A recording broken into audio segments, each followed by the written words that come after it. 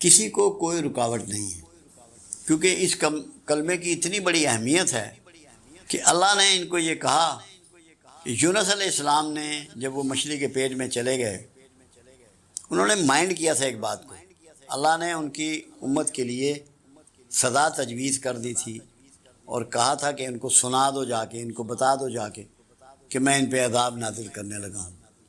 وہ لوگ بوریاں اوڑھ کے کھلے میدانوں میں چلے گئے، کپڑے اتار دیے، توبہ کی، سر سجدے میں ڈال دیے۔ اللہ نے توبہ قبول کی اور ان کی سزا ٹال دی۔ جب سزا ٹالی اور کہا یونس علیہ السلام سے کہ لوگوں کو بتا دو، تو انہوں نے دل میں اس کو محسوس کیا کہ لوگ مجھے جھوٹا نبی سمجھنے لگ پڑیں گے، تو اللہ نے ان کو مچھلی کے پیٹ میں پہنچا دیا۔ مگر اللہ کی سنت یہ ہے، جیسے اللہ نے توبہ آدم کو سکھائی، ایسے ہی توبہ یونس کو سکھائی۔ یہ اللہ کی سنت ہے، یہ اللہ کا طریقہ ہے، کیونکہ قبول تو کرنا چاہتا ہے، اسے پتہ ہے میرا پیغمبر ہے، کوئی اتنی بڑی پنشمنٹ نہیں اس نے اس کو دینی۔ تو کیا دعا سکھائی؟ لا الہ الا انت سبحانک انی کنت من الظالمین۔ اے اللہ تو ہی عبادت کے قابل ہے اور تو ہی پاک اور بے عیب ہے، بے شک میں ظالموں میں سے ہوں۔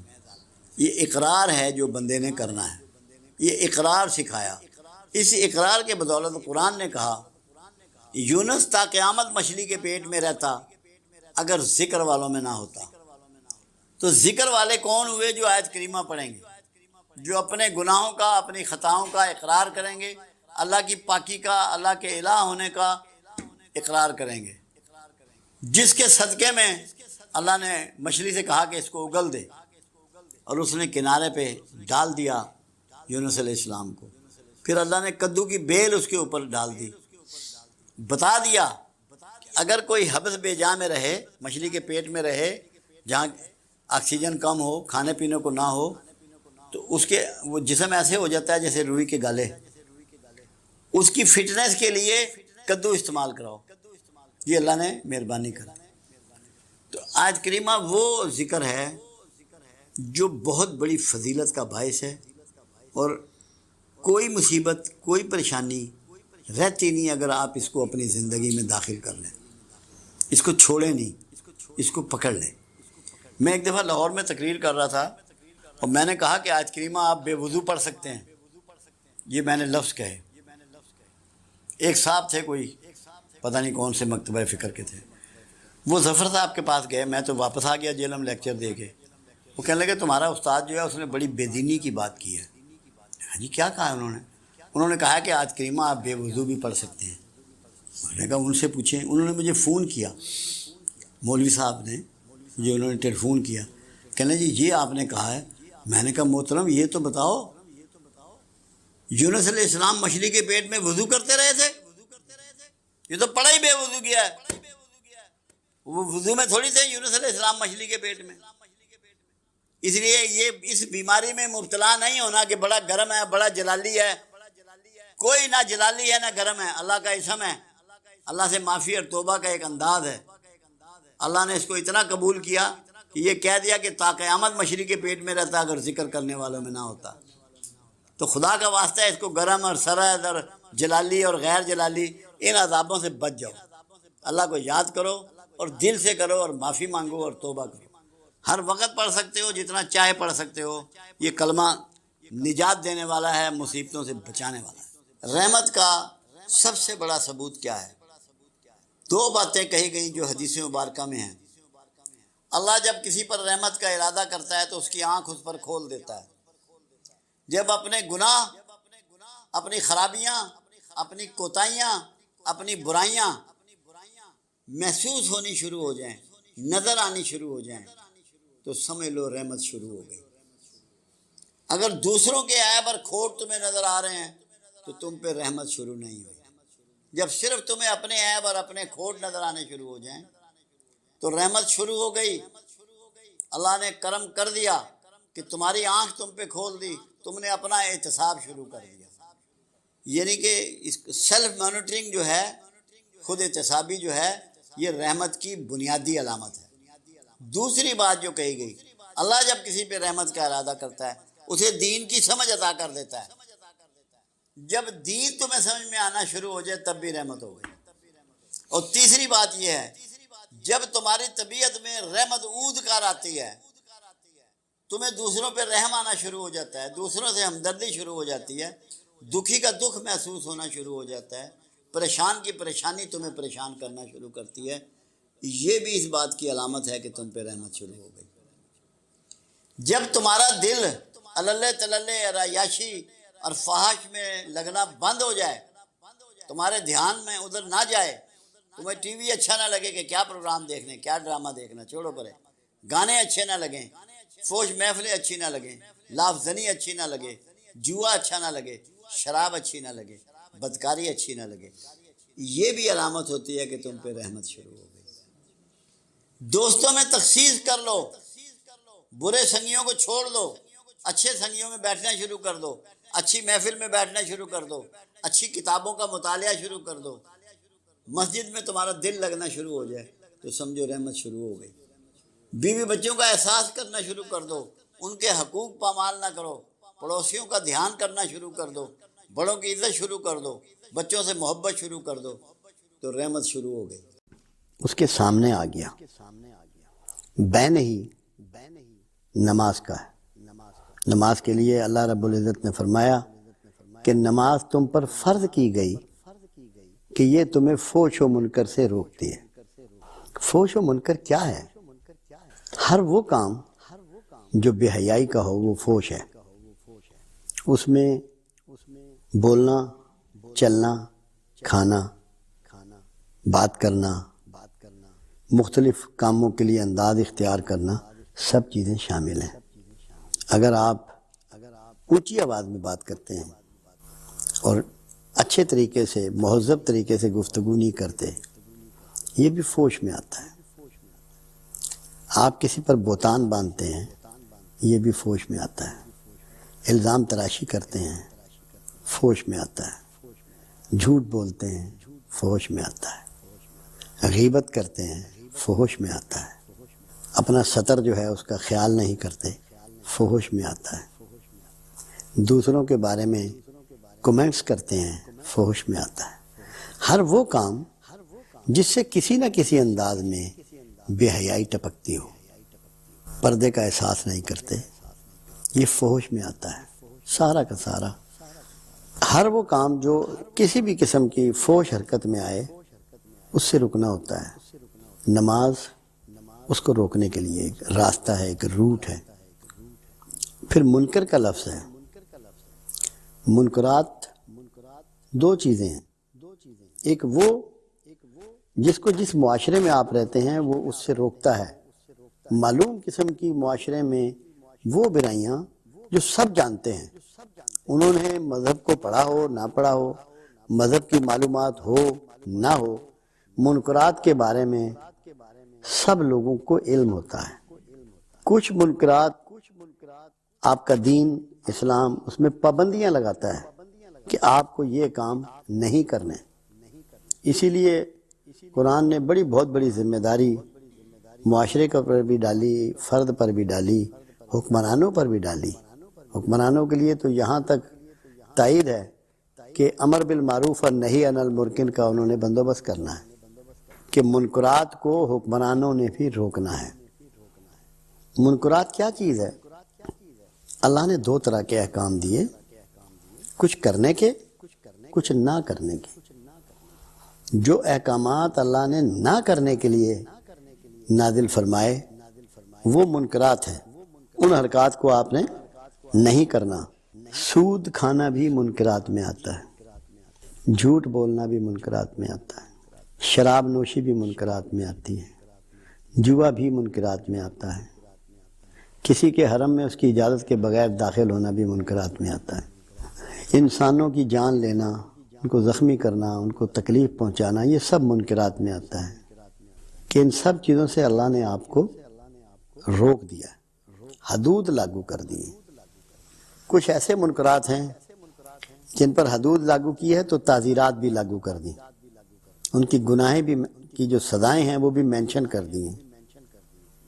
اور کچھ ایسے منکرات ہیں جو ہمارے معاشرتی پہلو میں ہوتے ہیں، وہ ہم اللہ نے اس کے لیے تعزیرات تو مقرر نہیں کی مگر انہیں شدید ناپسند فرمایا۔ تو نماز، اب مقصد کیا تھا کہ کس کا کارڈ پنچ ہوا، کس نمازی کا، کہ جو نماز پڑھنے کے ساتھ فحش و منکر سے رک گیا۔ اب کوئی ایسا شخص رہ جائے گا کہ جس کے اپنے ہاتھ میں کارڈ ہے کہ میری نماز قبول ہوئی یا نہیں ہوئی؟ لوگوں سے پوچھتا پھرے گا یا اس کو خود پتہ لگ جائے گا؟ اگر وہ شخص نماز بھی پڑھ رہا ہے، پنجگانہ پڑھ رہا ہے اور باجماعت بھی ادا کر رہا ہے، اور اس کی وہ حرکات کے جو خراب حرکات پہلے جاری تھی اب بھی جاری ہے، تو کیا اس کا نماز کا کارڈ پنچ ہو گیا ہے؟ کیا اس کی نماز اللہ کے ہاں رجسٹرڈ ہو گئی ہے؟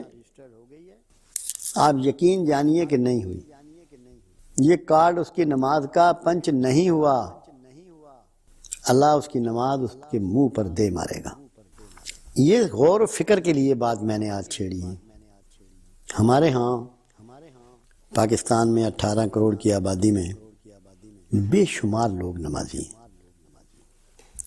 بے شمار لوگ، اور بے شمار مساجد ہیں، مگر کیا ہمارے رویے بہتر ہو رہے ہیں یا بگڑ رہے ہیں؟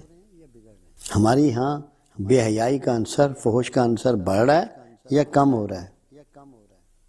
کیا ہم دن بھر دوسروں پر طنز و طعن کرتے رہتے ہیں، تنقید کرتے رہتے ہیں، تمسخر اڑاتے رہتے ہیں، ہم میں اختلاف ہے، جھگڑا کرتے رہتے ہیں، دوسروں کو گندی اور مغلظ گالیاں دیتے ہیں؟ تو نماز ہمیں فحش سے نہیں روک رہی۔ خدا نخواستہ نماز میں تو کوئی غلطی نہیں ہے، جس طرح آپ قیام و سجود کرتے ہیں اور رکوع کرتے ہیں اور سجدے کرتے ہیں، اللہ کے رسول صلی اللہ علیہ وسلم بھی اسی طرح نماز ادا فرماتے تھے، یہی طریقہ تھا۔ اور جتنے بھی مسلمانوں کے ہاں لوگ نمازیں ادا کر رہے ہیں بالکل درست طریقے پہ کر رہے ہیں اور رسول اللہ صلی اللہ علیہ وسلم کے پیٹرن پہ کر رہے ہیں، مگر کہیں ہماری نیات میں، اخلاص میں ضرور فرق ہے، کہ جس کی وجہ سے جو ہمارا نماز کا کارڈ اللہ کے ہاں پنچ ہونا چاہیے تھا، مقبول ہونا چاہیے تھا، وہ نہیں ہو رہا۔ تو ہم میں سے ہر شخص کا یہ فرض ہے۔ میں ویسے بھی کہا کرتا ہوں کہ قیام، رکوع، سجود تو ہم بین ہی ویسے ہی کر رہے ہیں جیسے رسول اللہ فرمایا کرتے تھے، مگر کیا ہماری نماز رسول اللہ صلی اللہ علیہ وسلم کے قریب ترین بھی ہے؟ بہت بڑا فاصلہ پڑ گیا۔ تو فرق کہاں ہے؟ فرق اس اخلاص میں ہے جس کا تقاضا ہم سے کیا گیا، اور جیسے کہ اللہ کے حبیب صلی اللہ علیہ وسلم نے فرمایا، ایسے نماز ادا کرو جیسے تم اللہ کو دیکھتے ہو، ورنہ کم از کم اس طرح تو ہو کہ جیسے اللہ تمہیں دیکھتا ہے۔ احساس خوف تو ہو کہ جو میری سپریم پاور ہے وہ مجھے واچ کر رہی ہے۔ جو یہ چاہے کہ اس کا نماز کا کارڈ پنچ ہو جائے، وہ مانیٹرنگ کرے گا اپنے سیلف کی، صبح سے لے کے رات تک کے، کہ میں نے آج کیا کیا، اور اس کا طریقہ کیا ہے۔ بہت آسان طریقہ ہے۔ جب آپ سونے کے لیے اپنے بیڈ پہ لیٹیں، اپنی چارپائی پہ لیٹیں، زمین پہ لیٹیں، جو بھی آپ کو جیسے حالات، جیسی جگہ میسر ہے، صرف 5 منٹ، زیادہ ٹائم مت دیں۔ یہ سوچیں کہ آج صبح جاگنے سے لے کے اب تک اپنی فلم ریوائنڈ کریں، اور اللہ نے کمال ہمارے ساتھ مہربانی کی ہوئی ہے کہ ہم اپنی فلم ریوائنڈ کر سکتے ہیں، سارے دن کی بات ہم ریپیٹ کر سکتے ہیں، آپ کے سامنے آ جائیں گے آپ کے تمام قول و فعل۔ تو دیکھیں کہ آپ فحش و منکر میں مبتلا ہیں یا نہیں، یا اس میں بڑھوتی ہو رہی ہے یا کمی ہو رہی ہے۔ ایک دن میں تو نماز آپ میں فرق نہیں ڈال دے گی۔ جب آپ اس کو سوچ کے ساتھ، فکر کے ساتھ ادا کریں گے تو کوئی وجہ نہیں ہے کہ آپ میں تبدیلی نہ آئے۔ تو اس کو آپ نے غور کرنا ہے کہ تبدیلی بہت سلو تو نہیں کہیں، یا سرے سے نہیں آ رہی۔ کسی سے نہ دعا کرانے کی ضرورت ہے کہ میری نماز کی قبولیت کی دعا کیجئے، پریشان ہونے کی ضرورت نہیں۔ اپنے آپ کو مانیٹر کیجئے، اپنا احتساب کیجئے، تاکہ آپ کی نماز کا کارڈ اللہ کے ہاں پنچ ہو جائے۔ اور یہ اگر پنچ ہو گیا اور آپ کی بنیاد ٹھیک ہو گئی تو کوئی وجہ نہیں کہ زندگی کے آپ کے سارے معاملات درست نہ ہوتے چلے جائیں۔ رب العزت نے جتنے احکامات ہمارے لیے نازل کیے اور جو چیزیں ہم پہ لاگو کی، ان میں توحید کے بعد جو چیز لاگو کی سب سے اول وہ نماز ہی تھی۔ کیا آپ کے یا میرے نمازی ہو جانے سے اللہ بڑا اللہ ہو جاتا ہے؟ کیا اللہ کو کوئی بینیفٹ ہے اس کا؟ یقینی طور پہ نہیں ہے۔ اللہ تو بے نیاز ہے، اس کا تو نہ آپ بگاڑ سکتے ہیں، نہ نقصان کر سکتے ہیں، نہ فائدہ کر سکتے ہیں، وہ تو آپ کی رینج سے ہی باہر ہے۔ یہ آپ کے فائدے کے لیے ہے، اور انسان کا سب سے بڑا فائدہ اس کے ڈسپلن ہونے میں ہے۔ نماز آپ کو مکمل طور پر ڈسپلن کرتی ہے، جاگنے سے لے کے سونے تک، لباس پہننے میں، گفتگو کرنے میں، چلنے پھرنے میں، اٹھنے بیٹھنے میں، لوگوں سے معاملات کرنے میں، ڈیلنگ کرنے میں، رشتے ناطے طے کرنے میں، کمٹمنٹ کرنے میں ڈسپلن کرتی ہے۔ اگر آپ ڈسپلن نہیں ہو رہے، آپ کا نماز کا کارڈ پنچ نہیں ہو رہا، تو کیا یہ ایکسرسائز، مسجدوں کو جانا، وضو کرنا خدا نخواستہ ضائع جا رہا ہے؟ تو یہ بہت غور طلب بات ہے، اور اگر آپ نے اس پہ غور کر لیا اور 5 منٹ کے لیے روزانہ سوچ لیا کہ مجھ میں تبدیلی آ رہی ہے یا نہیں آ رہی، یقین جانیے آپ، مجھے کوئی شک و شبہ نہیں ہے کہ آپ دنیا کے کامیاب ترین لوگوں میں سے ہوں گے، اور اللہ کے بھی پسندیدہ ترین لوگوں میں ہوں گے۔ تو پنچنگ کارڈ کو استعمال کریں اور روزانہ چیک کریں، تاکہ آپ کو روز کا ہی پتہ لگ جائے عشاء کے بعد جب سوئیں کہ میری آج کی نماز اللہ کے ہاں قبول ہوئی یا نہیں ہوئی۔ کہ آپ کو پتہ لگ جائے گا آج میں نے یہ برائی چھوڑ دی، آج میں نے اپنی گفتگو کو واچ کرنا شروع کر دیا، اس پہ نگاہ ڈالنی شروع کر دی، اس کو گرپ کر لیا، لوگوں کی تصدیق کرنی چھوڑ دی، لوگوں پہ ناجائز الزام تراشیاں چھوڑ دی، اونچی آواز میں بات کرنا چھوڑ دیا۔ ہم اونچی آواز میں بات کرنے کو عیب ہی نہیں سمجھتے، اور قرآن حکیم کیا کہتا ہے کہ سب سے بری آواز گدھے کی آواز ہے، اونچی آواز ہے۔ تو اونچی آواز بھی فحاشی میں آتی ہے، فحش حرکات میں آتی ہے۔ مہذب لوگ، محترم لوگ ڈھنگ سے، دھیمے طریقے سے گفتگو کرتے ہیں، مہذبانہ طریقے پہ لوگوں سے بات چیت کرتے ہیں۔ تو یہ بنیادی چیز ہے، مگر صرف آپ نے کسی سے نہیں پوچھنا، روز اپنا کارڈ رات کو چیک کرنا ہے کہ آپ میں کچھ چینج آئی یا نہیں آئی۔ نہیں آ رہی، فکر مند ہو، اس کے لیے سوچیں کہ کیوں چینج نہیں آ رہی۔ تو یہ کارڈ پنچ ہونے کا سوال میں نے اس لیے اٹھایا کہ اللہ نے یہ آپ کے ہاتھ میں دے دیا، ہر شخص کو پتہ لگ سکتا ہے روزانہ، ویکلی، کہ میری نماز قبول ہو رہی ہے یا نہیں ہو رہی۔ اور یہ صرف نماز کے لیے نہیں ہے، دوسری عبادت جو آپ پہ لاگو کی گئی وہ روزہ ہے۔ اب روزے کے لیے قرآن نے کیا کہا کہ روزہ تم سے پہلی امتوں پر بھی اور تم پر بھی فرض کیا گیا کہ تاکہ تم متقی بن جاؤ، تقوی والے بن جاؤ۔ اور مسلمان کے لیے کتنا بڑا گول ہے متقی ہونا، کیونکہ اللہ کا انعام یافتہ لوگ متقی ہوتے ہیں۔ اللہ نے قرآن کو بھی ھدی للمتقین کہا کہ قرآن سے اگر آپ کو انعامات ملیں گے، قرآن سے اگر آپ کو ہدایت ملے گی، تو روزے دار روزہ رکھ کر روزے کی صحیح پرفارمنس کے بعد جب وہ تقوی میں داخل ہو جائے گا، متقی ہو جائے گا، اس پر اللہ کے انعامات ہوں گے۔ تو اگر آپ متقی نہیں ہو رہے اور روزے رکھے چلے جا رہے ہیں، فزیکلی آپ کو میڈیکل میں تو فائدہ ہو سکتا ہے کہ کولیسٹرول کم ہو جائے گا، بلڈ پریشر بہتر ہو جائے گا، اسٹامک کی بیماریاں دور ہو جائیں گی، تھوڑا ویٹ تھوڑا سا 5-4 کلو کم ہو جائے گا، مگر تقوی نہ حاصل کرنے کی وجہ سے آپ کا روزے کا کارڈ اللہ کے ہاں پنچ نہیں ہوگا۔ تقوی ظاہری طور پر اللہ سے ڈرنے کا نام نہیں ہے، کیونکہ ظاہری خوف تو ہمیں معاشرے کا بھی ہوتا ہے، معاشرے سے ڈرنے والا متقی نہیں ہوتا۔ ظاہری خوف اسٹیٹ کے قوانین کا بھی ہوتا ہے، اس سے ڈرنے والا بھی اللہ کے ہاں متقی نہیں گردانا چاہتا۔ جو اللہ کا خوف رکھے اور خاص کر اپنی تنہائیوں میں اللہ سے ڈرے، وہ متقی ہوتا ہے۔ جب تنہائیوں میں ڈرے گا تو پھر اپنے خیالات کو بھی مانیٹر کرے گا کہ جو برے خیالات آتے ہیں، کسی کو نقصان پہنچانے کے خیالات آتے ہیں، دکھ دینے کے خیالات آتے ہیں، باغیانہ حرکات کے خیالات آتے ہیں، عدم فرما برداری کے خیالات آتے ہیں، اس سے بھی بچے گا۔